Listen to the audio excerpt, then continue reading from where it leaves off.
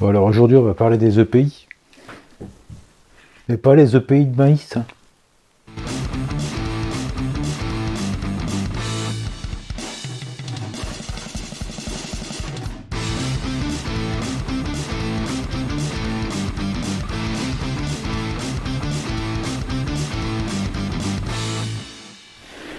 Et salut les boiseux et les boiseuses. Parce qu'après, si je dis pas les boiseuses, j'ai des problèmes.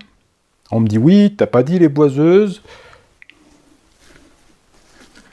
Donc les boiseux et les boiseuses. Voilà. On se détend, tout va bien. Pas de violence, c'est les vacances.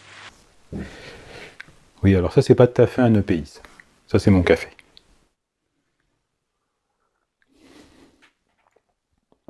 Donc aujourd'hui, on parle des EPI. Et pas des EPI de maïs. Eh bien, celle-là ou pas. Ni des EPI phénomènes. Ni des EPI cycloïdes. Bon, on va pas toutes les faire quand même. Donc aujourd'hui, je voulais vous parler un petit peu des EPI. Voilà. Vous remarquerez que souvent dans mes vidéos, je ne parle pas beaucoup de sécurité. C'est volontaire, c'est parce que je considère que la personne qui est responsable de votre sécurité, eh ben, vous la voyez tous les jours dans la salle de bain, quand vous vous regardez dans le miroir. Voilà. Donc je voulais vous parler des EPI. Alors, pas rentrer trop dans le détail. Le but, c'est quoi? C'est de faire juste un petit point sur la question, en dehors de toute polémique, parce que moi, les polémiques, ça m'intéresse pas vraiment. Oui, parce que les polémiques, moi, ça m'intéresse pas. J'en parlais l'autre jour à mon pote. Et il s'appelle Victor et je disais, tu sais, les polémiques, Victor, ça m'intéresse pas. Bon, il l'a mal pris, il est reparti explorer les pôles. Pas les pôles, hein, les pôles. Bref, donc je voulais vous parler des EPI. Et avant de vous parler des EPI, je voudrais juste vous dire qu'un EPI, donc un équipement de protection individuelle, c'est un dernier rempart contre les dangers des machines qui nous entourent, des outils qui nous entourent, de nous-mêmes, des trucs qui peuvent tomber, dont nous-mêmes, on peut tomber, paf, on se fait mal souvent. Et tu tombes bien? Non, je tombe pas bien, en général je me fais mal. C'est vraiment après tout le reste. Je vous donne un exemple. Si vous êtes en train de poncer avec une ponceuse, vous branchez l'aspiration sur la ponceuse, c'est avant de penser à mettre le masque contre les poussières. On essaie d'anticiper le risque avant de penser EPI. De la même façon, vous utilisez une machine à bois, avant de penser à n'importe quel EPI, vous allez essayer de mettre les protections de la machine pour vous protéger. Donc les EPI, c'est le dernier truc, c'est-à-dire qu'avant on met tout le reste. Par exemple, si on a les moyens de mettre un purificateur d'air dans l'atelier, vous savez, ces boîtes carrées qui vont filtrer les poussières fines, qui sont les plus dangereuses pour nous, vous le faites. Moi par exemple, j'ai pas ça, par contre j'ai pris un aspirateur avec un filtre à décolmatage, donc c'est un filtre qui est très fin par rapport au filtre tissu classique de nos aspirateurs. Voilà, donc vraiment, avant tout le reste, avant les EPI, il y a tout le reste. Voilà, c'est juste quelque chose, une chose à laquelle il faut penser. De la même façon, j'en sais rien, moi, vous êtes en train de travailler avec la meuleuse, bien sûr qu'il faut mettre les lunettes de protection, mais avant ça, il faut mettre le carter qui vous empêche de tout prendre dans la poire. Juste, voilà. Ça, c'est un point dont personne ne parle jamais au sujet des EPI, c'est le dernier rempart qui vous protège des agressions. C'est vraiment ce qu'on met en dernier, ce à quoi on pense en dernier. Avant, on s'occupe du reste.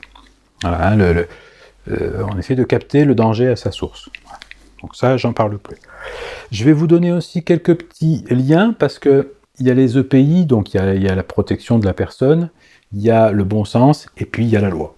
Et la loi, parfois, elle est un peu bizarre. Je ne commenterai pas la loi, c'est la loi. Mais par exemple, si je prends un sujet qui n'a rien à voir, si vous prenez dans le monde de l'alimentaire les planches à découper, je crois savoir, ça reste à vérifier, que ça a d'abord été obligatoire que ce soit en bois, puis ça a été obligatoire que ce soit en plastique parce que le bois c'était pas hygiénique, puis je crois qu'ils les ont remises obligatoirement en bois parce que finalement le plastique c'est pas hygiénique. Donc, vous voyez, des fois dans la réglementation, des fois ça fait un peu le yo-yo.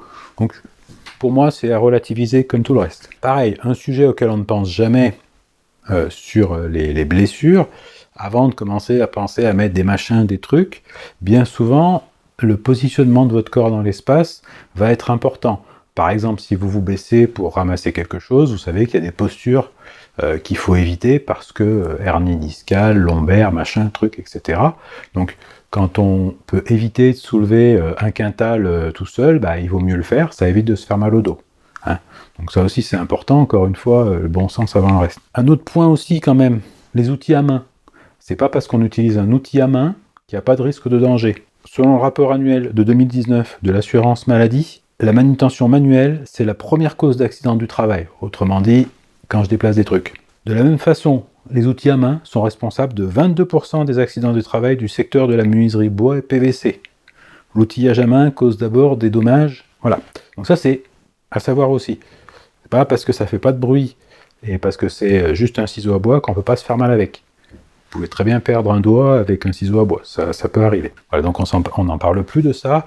Pareil, pour les EPI, sur ce qui concerne le code du travail, je vous renvoie aux articles, attention, je lis mon papier parce que je ne les connais pas par cœur, R4311-8 à R4311-11 du code du travail. Je ne vais pas vous les lire. Je vous passe le 4323-63 du code du travail qui vous explique que les escabeaux et marchepieds ne sont pas des dispositifs qui sont faits pour travailler, mais pour accéder à un poste de travail. Normalement, on n'a pas le droit de travailler sur un escabeau, sauf pour une très courte durée, à moins que celui-ci soit normalisé, machin truc, mais ça aussi, on n'en parle pas.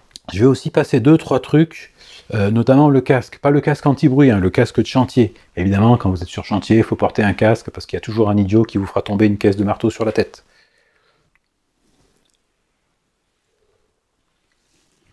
Mais nous, dans nos ateliers d'amateurs, on n'est pas trop concernés par ça. Voilà, donc attention, parce que la plupart des objets qui sont en l'air ont quand même une fâcheuse tendance naturelle à vouloir redescendre dès qu'ils en ont l'occasion. Vous ne vous placez pas dans la trajectoire. Encore une fois, j'en reviens à ce que je disais tout à l'heure, c'est-à-dire que vous avez beau mettre un casque, si vous passez sous la grue et qu'il y a 10 tonnes, casque ou pas casque, vous allez vous transformer en galette bien aplatie quand ça va arriver en bas. Donc, c'est pas parce que vous avez un casque que vous passez sous la charge. Le casque, c'est vraiment pour vous protéger des petits objets qui tombent. De la même façon, je sais pas, s'il y a un parpaing qui tombe du 18e étage, vous pouvez avoir le casque, vous pouvez ne pas l'avoir, à mon avis, ça ne changera rien. Si vous êtes dans la trajectoire, c'est fini. Par contre, on va parler d'un truc dont personne ne parle jamais, au niveau des EPI, justement. Moi, avant, comme casque anti-bruit, donc j'avais ça. Alors, ça doit coûter, je ne sais plus, 7 ou 8 euros, ça. Peut-être même moins, 5. Alors, d'abord, niveau protection sonore, sur la durée, je pense que c'est pas terrible. Moi, ceux-là, maintenant, je les réserve pour les invités. Pas que j'aime pas mes invités. Disons que, comme ils restent pas longtemps, juste pour montrer une machine ou un truc comme ça, voilà, c'est suffisant. Par contre, maintenant, je me suis équipé de ça. Et la première différence, au-delà du fait que la protection auditive est meilleure, alors je sais pas la marque de ce truc-là, il y a mieux encore. Je pense que j'irai d'ailleurs prendre un Peltor chez 3M. 3M étant une marque de matériel, notamment pour la partie, alors ils font des adhésifs, des trucs comme ça, puis ils font aussi des EPI qui sont de très bonne qualité, les EPI de chez 3M, donc je pense que j'irai prendre ça. Mais déjà, là, il y a deux différences majeures. La première, c'est que la protection est bien meilleure, parce que ça recouvre mieux l'oreille, etc. Et puis, la deuxième, c'est que c'est plus confortable. Et quand un EPI est confortable, on a plus tendance à le porter. Je vous donne un exemple simple, qui me pose d'ailleurs des problèmes en ce moment. J'ai ces lunettes-là de protection qui sont très bien, comme ça, voilà. Je suis assez bien avec, franchement, c'est pas mal. Le problème, c'est que dès que je mets le casque par-dessus, que ça, voilà, là j'entends moins ce que je dis. Là j'entends ce que je dis de dedans. C'est bizarre d'ailleurs. J'ai l'impression d'être seul avec moi-même. Il n'y a personne qui m'emmerde, c'est pas mal ça. Bref, donc, ça appuie là sur les branches. Alors comme ça a l'air de rien. Mais au bout de 15-20 minutes, ça fait carrément mal. Et du coup, on a tendance à se dire, bon, je mets pas les lunettes. Alors que peut-être à ce moment-là, on en a besoin. Donc, c'est important qu'un équipement de protection individuelle soit confortable. Quand vous achetez vos EPI, regardez un petit peu ce qu'il en est en termes de confort. Voilà. Donc ça, c'est important. On a vu protection de la boîte crânienne là-haut, pour ceux qui ont quelque chose à protéger. Protection de l'audition, ça c'est vachement important. Donc vous avez le casque comme ça, c'est bien. Vous avez aussi les bouchons d'oreille. Alors là encore, différentes qualités. Jetable, pas jetable. Vous avez les bouchons d'oreille moulés sur mesure. Ça a un coût, mais c'est aussi très efficace. Ça évite aussi d'avoir toujours quelque chose sur la tête. Ça évite la compression là des oreilles aussi. ça peut être pas mal. Donc il y a différentes sortes de protection. Vous avez aussi les petits bouchons là, vous savez, que juste vous mettez et hop, après vous les enlevez et ils pendouillent sur le côté. Attention aux trucs qui pendouillent. Je parle sur les vêtements. Vous avez ce genre de choses. C'est important vraiment de protéger votre audition. Ce qui est traître avec l'audition. Alors moi je suis assez sensible des esgourdes, c'est normal, il y a de la surface. Oui, il y a de la surface, mais attention, c'est comme sur les éléphants, c'est-à-dire grandes oreilles, grandes trompes. D'accord ? Je vous montre que les oreilles. Pour la trompe, c'est pour une autre fois. Non, non, je vous montrerai pas la trompe. Sur YouTube, ça va pas passer. Faut changer de plateforme. Faut aller sur une You ou autre chose. Plus sérieusement, ce qui est traître avec la protection de l'audition, c'est que les dommages sont pas immédiats. Surtout, on se rend compte sur la durée qu'on a eu un problème d'audition. Les points d'audition que vous perdez, ils sont souvent définitivement perdus, même si médicalement on en récupère parfois un petit peu, mais une fois que c'est fait, quoi. On ne revient pas en arrière là-dessus. L'exposition à un bruit moyennement fort pendant longtemps fait perdre des points d'audition, même si vous avez l'impression que ça ne vous dérange pas. Ça cause des dommages à l'audition. Donc c'est un truc qu'il faut avoir en tête, c'est important. Donc attention à ça. Moi par exemple, j'ai pas la prétention d'être musicien, mais je gratouille un petit peu de la guitare. Ah ben pour moi c'est important. Peut-être pour le jour où je serai moins costaud physiquement, de pouvoir continuer à jouer de la guitare, si j'entends encore, ce sera pas mal. Voilà. Donc ça fait partie pour moi des choses importantes et qu'il faut dire. C'est vrai qu'il y a des gens que ça ne dérange pas le bruit, et ben un jour ou l'autre ils risquent de le payer. Moi ça me dérange tout de suite, j'ai de la chance, ayant les esgourdes un peu sensibles, ben voilà, je mets le casque souvent. Je me souviens que j'avais eu des commentaires quand j'avais fait le perçage dans le mur pour la clim, j'avais percé avec la carotteuse, on me disait oui, t'as pas mis de casque. La carotteuse faisait pas beaucoup de bruit. Peut-être j'aurais dû le mettre. Et pareil, quand j'utilise mon perforateur, souvent je mets pas le casque, parce que c'est quand même un appareil qui fait pas des bruits énormes, mais peut-être que j'ai tort aussi. Ça, voilà, ça se discute. Donc, casque, protégez-vous, les esgourdes, à la longue, vous y perdrez et c'est dommage. L'autre avantage aussi de mettre un casque que j'étais en train d'oublier, c'est que quand vous mettez un casque, vous pouvez plus facilement vous concentrer sur ce que vous faites. Le cerveau humain est fait de telle sorte, ça fait des millénaires que c'est comme ça, donc c'est pas la peine de chercher, c'est l'évolution qui a voulu ça, que quand vous entendez une source sonore très puissante, votre attention se dirige vers cette source sonore, ce qui vous détourne de l'attention que vous devez porter aux autres risques qu'il y a sur la machine. C'est pas le bruit du moteur qui va vous bouffer les doigts. Donc il faut aussi faire attention au reste. Du coup, protégez votre audition. Vous pouvez faire attention au reste. Après, de la même façon, les casques sont faits de telle sorte qu'on entend quand même pas mal ce qui se passe. On entend si le moteur il se met en route ou pas. On entend ce genre de choses. Donc faut pas croire que on n'entend rien avec un casque anti-bruit. On entend moins, ça protège, c'est tout. Après, vous en avez des actifs, des pas actifs, des avec la radio dedans, tout. Là, je vous laisse regarder. J'en ai parlé, j'en reparle. La protection des yeux. Dès qu'il y a des projections, des choses comme ça, un copeau dans l'œil, ça n'a pas l'air, mais ça peut causer des dégâts. Alors d'abord, ça peut vous causer vraiment des dégâts physiques à l'œil, et même sans ça, si jamais vous le voyez pas tout de suite, que ça se frotte un petit peu, etc., que ça va s'infecter, voilà, vous allez terminer chez le médecin, c'est dommage. Alors, j'utilise aussi des lunettes un peu plus fermées, comme ça. On les voit là ? Ouais, voilà. Donc c'est fermé, ça veut dire que quand je vais les mettre, alors elles ont deux avantages pour moi. Bon, c'est pas la meilleure qualité qu'on puisse trouver, mais elles ont deux avantages. Le premier, c'est qu'elles empêchent quand même pas mal les trucs de rentrer par là autour, là. Et puis le deuxième, quand je mets le casque, comme c'est des petits élastiques plats, ça me gêne moins que celle-là. Par contre, l'inconvénient, c'est que selon la météo, selon la température et tout, selon où je travaille, ça fait de la buée, parfois. Donc c'est un petit peu le problème des lunettes. Les porteurs de lunettes connaissent bien ça. Mais en attendant, dans les lunettes, il en existe plusieurs sortes, donc il y a ce genre de choses. Il peut aussi m'arriver d'utiliser une visière complète. Les tourneurs sur bois utilisent une visière complète, notamment pour se protéger des jets de matière, mais non, c'est pas un trou noir. Pour se protéger, si un trou noir en rotation, il émet des jets de matière par l'épaule, avec de l'énergie et tout ça, et des rayons X. Et gamma, et je sais pas quoi encore. Arrêtez, c'est pas parce que c'est un trou noir qu'il n'y a rien qui sort, ils ont dit. Ils mettent la visière complète vraiment pour se protéger si jamais un objet éclate au tournage ou ce genre de choses. L'avantage, c'est qu'ils ont en plus la ventilation avec pour se protéger des poussières, parce que les tourneurs génèrent pas mal de poussière de ponçage et ce genre de choses, et ils ont un peu plus de mal que nous à s'en protéger. Voilà. Donc ça, c'est important. Protégez vos yeux. Normalement, vous avez 2 par personne, les yeux. Un, paf, borgne, et après, paf, aveugle. C'est vous qui voyez. Voilà, donc ça c'est pour la partie... le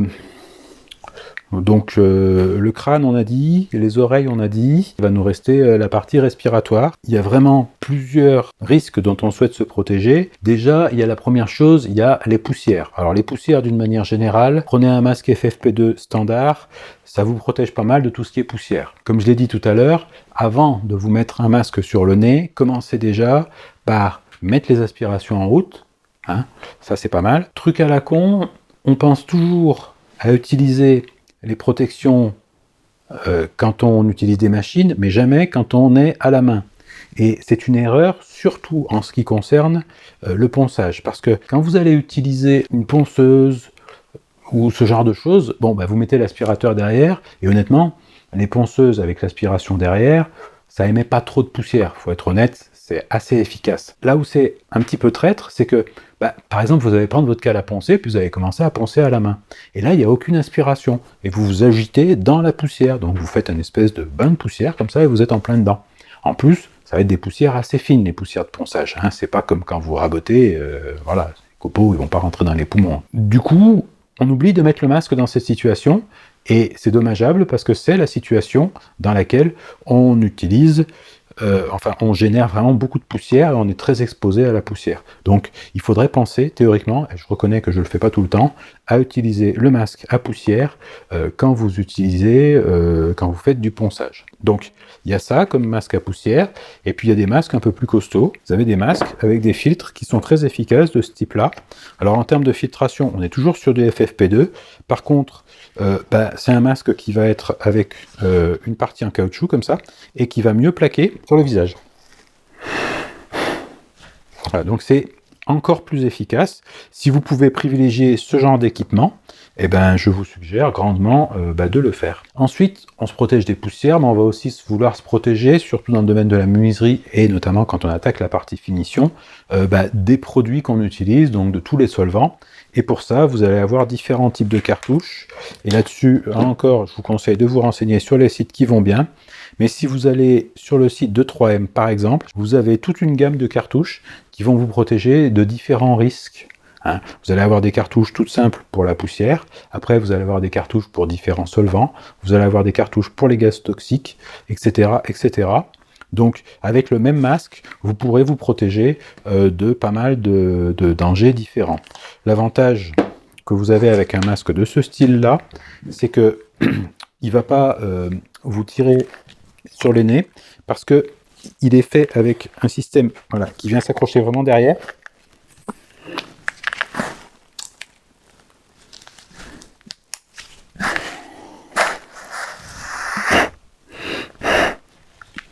Le temps que je décolle la soupape, hein. Voilà. Donc là, vous vous protégez carrément des solvants. Par contre, vous ne vous protégez pas du son de merde que ça doit générer dans le micro. Un FFP2, donc un masque à poussière, vous protégera d'aucun solvant. D'ailleurs, c'est pas très difficile. Prenez un masque comme ça, hein, vous le mettez sur le nez, et vous essayez de renifler du parfum ou ce genre de choses avec, vous verrez que ça ne traverse pas et que vous ne sentez pas les odeurs. Ce qui veut dire qu'il vous protège vraiment de ce genre de choses. Alors que ceux-là, les FFP2 ne le font pas. Quand vous achetez un masque, regardez bien, et c'est toujours marqué sur l'emballage, qui vous protège, de quoi il vous protège. C'est pas la peine de mettre un masque à poussière parce que vous êtes en train de vernir. Vous allez vous sentir faussement protégé, vous êtes protégé de que dalle. Il y a toute une série de lettres, les A, les P, les K, etc., selon le type de gaz dont vous êtes protégé ou de poussière. Là aussi, je vous renvoie à la documentation, vous verrez comment ça fonctionne. J'allais dire, attention à vos poumons, là aussi c'est comme les yeux, vous avez un de chaque côté, après c'est fini. Et en plus là, c'est les deux en même temps en général. Hein. Ensuite, au niveau des mimines, parce que ça aussi on en parle souvent, après je vous parlerai des petons.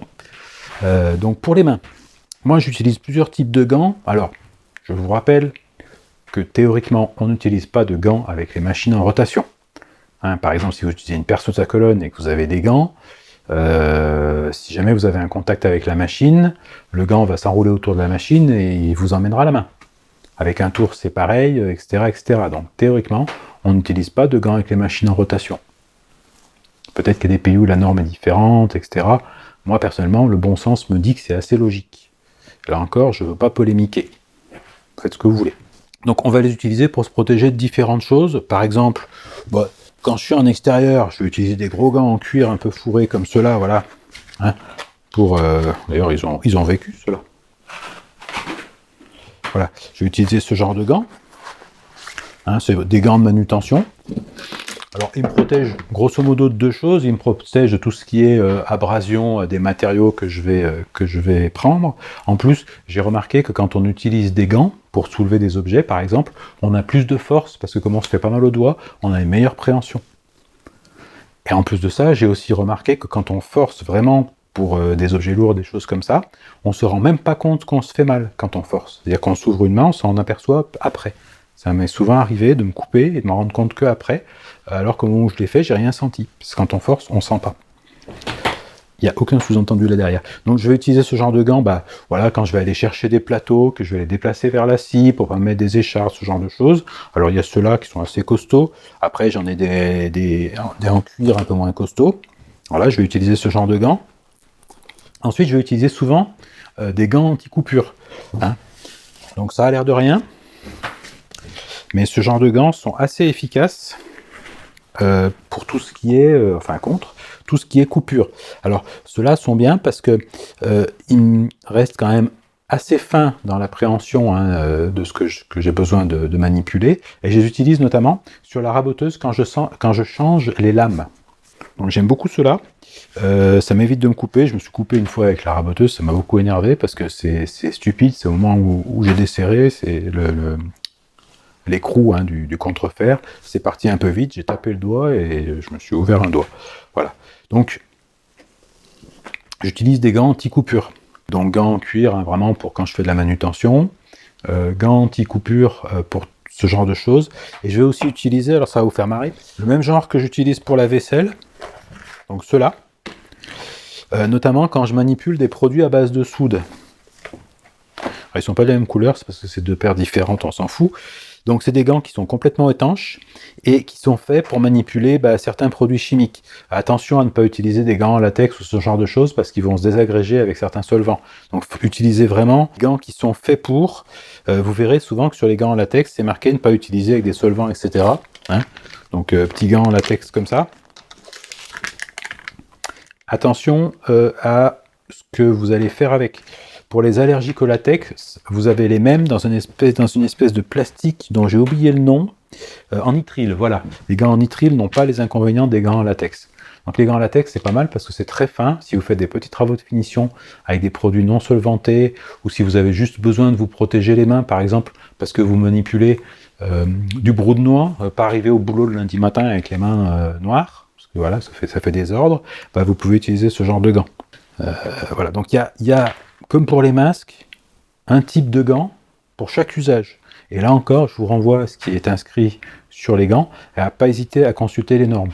Quand vous achetez des gants, quand vous achetez un EPI d'une manière générale, s'il n'est pas au minimum aux normes européennes et s'il n'y a pas avec la notice en français qui vous dit à quelle norme ça correspond, considérez qu'il vous protège de rien. Parce que vous ne pouvez pas être sûr. Ça peut peut-être vous protéger, mais dans le doute, vous considérez que ça sert à rien. Alors si vous les utilisez juste pour pas vous salir les mains, on s'en fout. Hein. Au pire, vous avez les mains un petit peu noires, il n'y a pas de risque. Maintenant, si vraiment vous les utilisez pour vous protéger d'un danger précis, c'est normalisé. Et le code du travail le dit.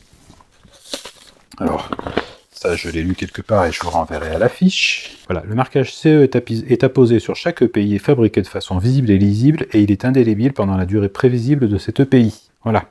Donc, c'est marqué dessus. De la même façon, les EPI sont théoriquement conformes à la directive du Conseil 89-686 CE modifiée et ses textes de transposition en droit national, puis dans le règlement UE machin chose. Je vous mets la référence de ce document dans la vidéo, comme ça vous pourrez lire en entier. La référence de l'EPI à une norme nationale transposant une norme harmonisée communautaire lui apporte une présomption de conformité aux exigences essentielles précitées. Voilà, donc s'il n'y a rien marqué sur l'EPI, c'est pas un EPI. Les gants de manutention contre les risques de coupure et d'écrasement sont normalisés NF-EN 388, là aussi je vous laisse lire la norme. Les gants de sécurité étanches contre les risques chimiques sont normalisés NF-EN 374-1. Voilà, j'ai pas grand chose à dire de plus sur la partie gants, si ce n'est que je le répète, on ne met pas de gants avec les machines en rotation. Je le vois trop souvent. Si vous êtes à la scie circulaire, à la raboteuse, la plupart des machines sont en rotation, à la perceuse à colonne, etc., les gants, les mettez pas. Juste pour la petite histoire, j'ai eu connaissance dans mon entourage proche de quelqu'un qui utilisait un tour à métaux, qui a porté plainte contre son employeur parce qu'elle a perdu un doigt, et l'employeur a rejeté la faute sur elle, et ça a été reconnu par la loi, parce qu'elle portait des gants, et qu'il était inscrit au-dessus du tour que les gants étaient interdits sur cette machine. Donc c'est pas des histoires que je vous raconte. Alors, je vais pas rentrer dans la partie vêtements de travail, on va quand même parler des pieds. Pour les pieds, normalement, c'est une chose que moi je ne fais jamais, on est censé mettre des chaussures de sécurité. Les chaussures de sécurité vous protègent contre la chute d'objets lourds sur le pied, notamment sur le bout du pied, c'est pour ça qu'il y a une coque. C'est pas que pour mettre des coups de pied au cul aux apprentis. Et il vous protège aussi contre la perforation par en dessous. Autrement dit, vous marchez sur un clou ou sur une vis. C'est assez important. Il y a une plaque de tôle sous les chaussures de sécurité. Donc ça aussi c'est important. C'est pas parce que je le fais pas qu'il faut pas le faire. C'est notamment important sur chantier. Dans l'atelier, en principe, le sol est propre. En principe, je me ferai avoir un jour ou l'autre. Alors, je ne vais pas parler du travail en hauteur, parce que c'est un autre monde, ça ne me concerne pas, je ne fais pas de travail en hauteur, moi, dans mes vidéos, voilà, je ne montre pas ce genre de choses, si des fois je monte sur l'escabeau. Mais voilà, ça s'arrête là. En tout cas, là aussi, il y a des normes, il y a des couvreurs tous les ans qui se tuent ou qui deviennent handicapés, des charpentiers. En plus, il y a un débat sur le fait de s'attacher ou pas chez les charpentiers, et comme ce n'est pas mon métier, je rentre pas non plus dans ce débat-là. Voilà, j'ai fait un petit peu le tour des EPI, donc je vais vous mettre dans la description 2 fiches. Celle-ci, qui est la fiche EPI menuisier agenceur, comme ça vous aurez tout pour vous protéger du sol au plafond, c'est-à-dire les yeux, la tête, les respirations, auditifs, la chute, la protection des mains, les vêtements de travail et les chaussures de sécurité. Là, vous avez tout, et à chaque fois, vous avez le rappel des normes. Donc ça, c'est extrêmement important, au moins d'en prendre compte, d'en prendre connaissance. Notamment, on vous parle des masques respiratoires qu'il faut utiliser pour les poussières. Voilà. Après, vous avez la partie gants, la partie auditive. Encore une fois, je vous renvoie à la fiche. C'est une fiche qui est relativement bien faite. Et l'avantage de cette fiche, moi je l'aime beaucoup parce que vous avez tout dessus. Voilà, alors vidéo un peu chiante, je suis désolé. Mais j'avais envie de faire un point là-dessus. Ça m'a permis à moi aussi de réviser un petit peu. Sur ce, barrez-vous de mon atelier, les boiseuses comme les boiseux. Et puis je vous dis à la prochaine. On causera, je pense, dans la prochaine vidéo, on causera lumière. Voilà. Salut!